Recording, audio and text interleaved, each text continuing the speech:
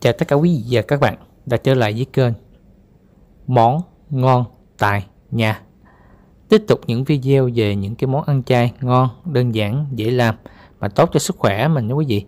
Thì hôm nay mình sẽ chuẩn bị một món từ rau củ, đó là bí đao. Món này có tên là bí đao kho tiêu. Món ăn rất là đơn giản, dễ làm và cũng khá là bắt cơm quý vị. Món ăn này cũng hoàn toàn 100% từ thiên nhiên, đó là trái bí đao. Thì để thực hiện cái món này như thế nào để cái bí đao của mình nó không bị nát, rồi cũng như là nó thấm đều các gia vị như là nước tương nè quý vị đó, rồi tiêu, rồi hành lá, rồi ớt, như thế nào để mình ăn nó rất là bắt cơm. Thì mời tất cả quý vị và các bạn vào bếp để thực hiện cùng mình cái món bí đao kho tiêu nha.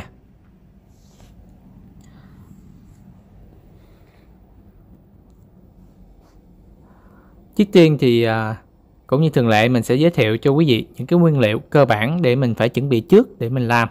Đó là một trái bí đao, trái này nhỏ quý vị, khoảng bằng cùm tay đó, một trái bí đao mình đã gọt vỏ sẵn hết nha. Bí đao này ăn rất là tốt, rất là mát cho cơ thể mình quý vị. Bên cạnh đó quý vị cũng chuẩn bị cho mình hành lá, ớt cũng như là tiêu và các gia vị thông thường như là nước tương, rồi tiêu xay, rồi hạt nêm, đường. Nói chung là những cái gia vị thông thường trong gia đình mình đã có sẵn. Thì giờ đầy đủ rồi, mình sẽ bắt tay vào làm. Về cái phần mà bí đao á quý vị, thì mình phải sau khi mà quý vị đã gọt xong á, thì mình sẽ dùng một cái thau. Quý vị sẽ lấy cho mình một cái thau ha, mình cho vào một ít muối nè đó, sau đó mình cho vào một xíu nước nha quý vị, để mình cắt bí đao.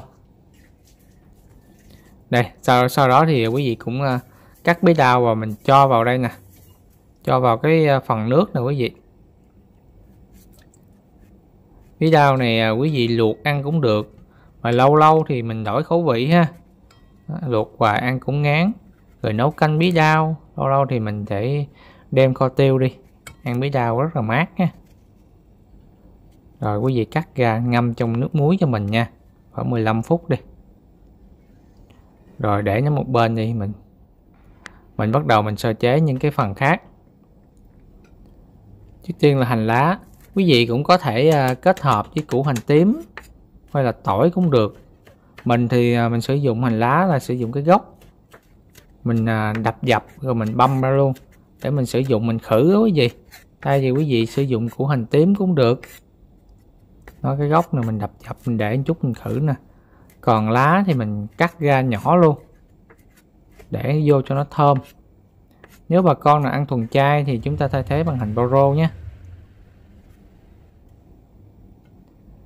Tiếp theo là cái phần tiêu. Tiêu thì quý vị có thể sử dụng tiêu xanh và tiêu sọ luôn. Tiêu sọ đó quý vị, tiêu sọ mà chúng ta đã xay nhuyễn ra. Tiêu xanh thì mình đập dập nha. Mình sử dụng một nhánh tiêu xanh. Rồi sau đó thì mình sẽ bắt cái chảo dầu lên nha quý vị.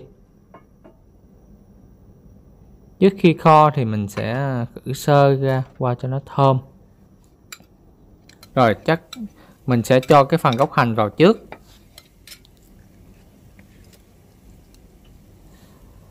Khi mà dầu nó nóng lên đó, chúng ta cho gốc hành vào, chúng ta khử, nó rất là thơm. Cái mùi nó bốc lên nè quý vị. Khi mà thấy nó hơi vàng vàng chút xíu là mình cho cái phần tiêu xanh vào luôn nha.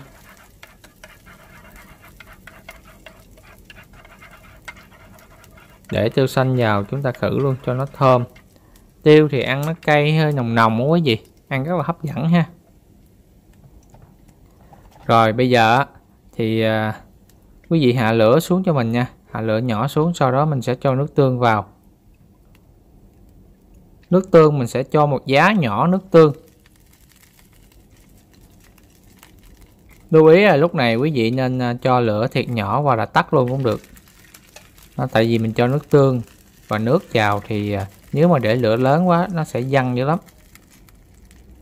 Đó, mình sẽ cho 3 giá nước sôi để nguội á quý vị, 3 giá nha. Rồi bây giờ thì quý vị bắt lửa lên cho nó sôi lại nha. Sau đó mình sẽ cho khi mà sôi lên đó, mình cho hạt nêm chai vào, 2 muỗng cà phê hạt nêm chai. Hạt nêm chai từ nấm nha quý vị. Đó, bây giờ nó sôi lên gì nè, lửa nhỏ nhỏ thôi nha quý vị, đừng có cho nó lửa lớn quá. Lúc này thì các bạn khuấy đều đi cho hạt nêm chai mình nó tan ra, cho nó ngấm đều quá quý vị. Đó, sau đó mình sẽ cho đường vào. Đường thì mình cho 3 muỗng, thêm 1 muỗng nữa là 4. Thì tùy quý vị ăn ngọt ít hay ngọt nhiều thì chúng ta nêm từ từ nha.ถ้mình quen á thì mình nêm theo cái khẩu vị mình rồi. Các bạn nên cho từng muỗng vào, 2-3 muỗng trước, rồi chúng ta nêm nếm coi vừa khẩu vị của gia đình mình chưa, rồi mình sẽ tiếp tục cho thêm nha, để tránh trường hợp nó bị ngọt á. Đó, lúc đó khi mà vừa khẩu vị mình rồi, mình sẽ cho cái phần bí đao vào. Đó, bí đao thì mình sắc như hồi nãy quý vị, mình sắc khoảng 2 cm, 2 phân đó quý vị, đó là vừa. Đó, mình cho giờ mình kho nha. Thì nếu các bạn muốn mà kho nhanh hơn chút xíu á, thì các bạn có thể để nắp lại, còn nếu không thì để gì cũng được. Mình kho với lửa vừa vừa nè. Đó, kho một lát nó sẽ sôi lên nhìn nè quý vị, rất là hấp dẫn. Và lưu ý là các bạn nên đảo nha, đảo cái miếng bí đao mình á. Đó, nếu mà các bạn đậy nắp nó thì khoảng 5 phút thì các bạn mở ra, các bạn đảo một lần, đảo qua cho nó bí đao của mình á nó thấm đều vào gia vị quý vị. Đây, cái miếng bí đao rất là ngon nha. Nó còn xanh nè, kho một chút xíu nữa là nó thấm hết cái phần nước tương vào là rất là ngon. Và ban nãy mình đã ngâm với nước muối quý vị, nó hơi mặn mặn nhẹ. Đó, hơi mặn mặn nhẹ nè, rất là ngon nha. Đó, giờ mình đảo qua đảo lại nha. Đó, sau khi đảo thì các bạn có thể đậy nắp lại tiếp. Đó, thì giờ mình để lửa nhỏ mình kho tiếp nha quý vị. Đó, nếu quý vị mà muốn ăn nước á, thì chúng ta để nước như vậy cũng được, chúng ta chan ăn cũng được. Còn các bạn muốn ăn nó hơi khô khô chút xíu á, thì các bạn kho cạn lại chút xíu nữa nha, thì nó thấm vô cái miếng bí đao mình á, nó rất là ngon. Này, coi cái nước này các bạn, rất là hấp dẫn nha.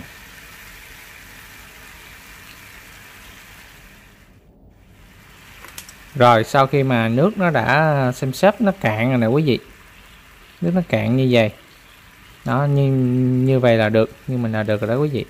Đó, cái phần các bạn có thể dùng cái đũa, các bạn thử coi cái bí đao mình nó chín chưa, các bạn xăm vô cái, nếu nó chín mềm là được, là đã kho được rồi quý vị, đã chín rồi đó. Rồi bây giờ mình sẽ cho tiêu lên nha. Tiêu này là tiêu xay nha quý vị. Nãy mình đã cho tiêu hạt đó, mà tiêu xanh vào rồi. Giờ mình cho thêm tiêu xay lên phía trên. Tiêu thì nó không có cay như ớt, nó cay đầm đầm nhẹ nhẹ thôi quý vị, nó không có cay dữ dội, nhưng mà nó cay rất là ngon nha. Cay lâu á, mình ăn vô nó làm ấm cơ thể mình. Rồi bây giờ mình cho thêm một xíu hành lá nữa lên phía trên nha. Lúc này các bạn cũng có thể tắt bếp luôn cũng được. Rồi mình sẽ cho một miếng tiêu lên, tiêu xanh để lên nhìn cho nó hấp dẫn. Quý vị nào mà muốn ăn cay hơn nữa, như là cay liền luôn á, cay nó nồng lên á, thì quý vị về các bạn cho ớt vào nha. Đó, tại vì tiêu thì nó cay nhẹ nhẹ thôi. Đó, còn muốn cay dữ lên thì các bạn cho ớt vào. Còn nếu không á, thì các bạn cũng có thể bỏ ớt mà loại ớt không cay á, ớt Đà Lạt đó quý vị. Đó, cho vào nhìn cho nó hấp dẫn cũng được. Đó, ớt này cũng khá cay nha quý vị. Đó, mình cho vài lát vào thôi, cho khoảng trái thôi, nhìn cho màu sắc nó hấp dẫn ha. Đó, cái này mà các bạn chấm rau nữa ăn cũng rất là ngon ha. Rồi cơ bản như vậy là đã xong rồi đó tất cả quý vị và các bạn. Thì cảm ơn tất cả quý vị và các bạn luôn ủng hộ kênh Món Ngon Tại Nhà trong suốt thời gian qua. Nếu quý vị và các bạn nào thích thì nhớ ấn cho mình một like và chia sẻ cho nhiều người xem hơn những cái món chay ngon, đơn giản, dễ làm cho gia đình mình ha. Xin chào và hẹn gặp lại tất cả quý vị và các bạn trong những cái video tiếp theo. Thân ái chào tạm biệt ạ.